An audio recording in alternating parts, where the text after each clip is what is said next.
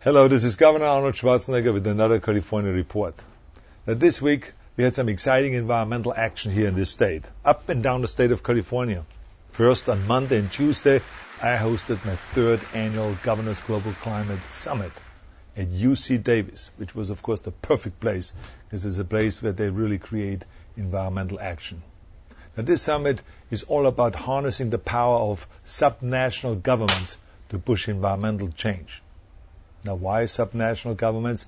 Because we feel very strongly that on a national level, national governments have not yet come to an agreement, a global agreement. So we feel strongly that we should go and create a ground as well.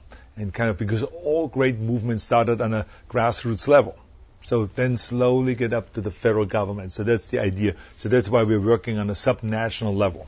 And we welcomed more than 1,500 people from 90 different states and provinces and regions and so on.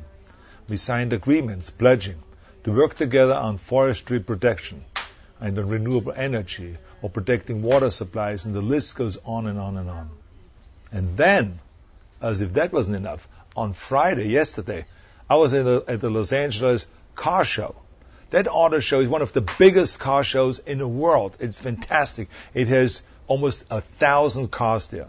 But what made it special was this, that when I first attended as governor in 2003 that show, and we had a press conference there, we had 2 alternative fuel vehicles. It was kind of the beginning. But this year, they had more than 50 alternative fuel vehicles. Think about that kind of a progress. And of course, all of this comes just a few weeks after the people of California overwhelmingly voted down Proposition 23.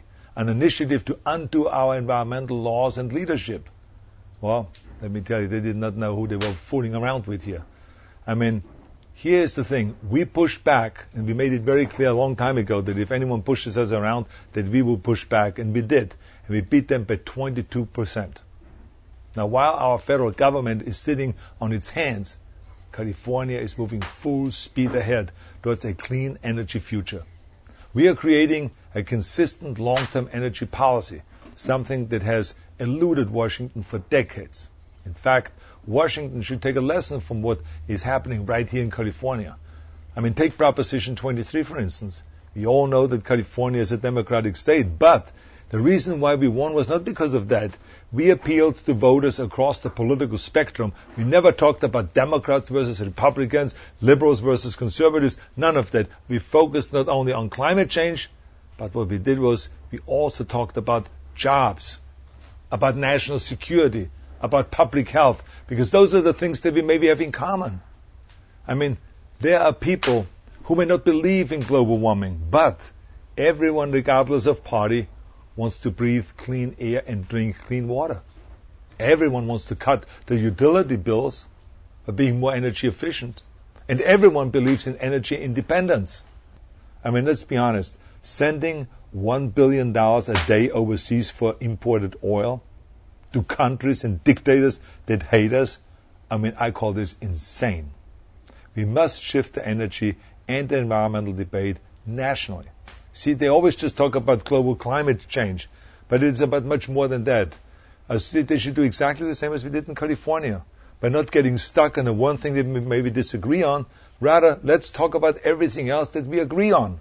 And that is how we can get Washington and the American people, Democrats and Republicans and independents and decline the state, everyone behind the clean energy movement. We need a national energy policy, and we need a national environmental policy. It's absolutely essential. We can't keep going like this any longer. So thank you for watching, and thank you for listening.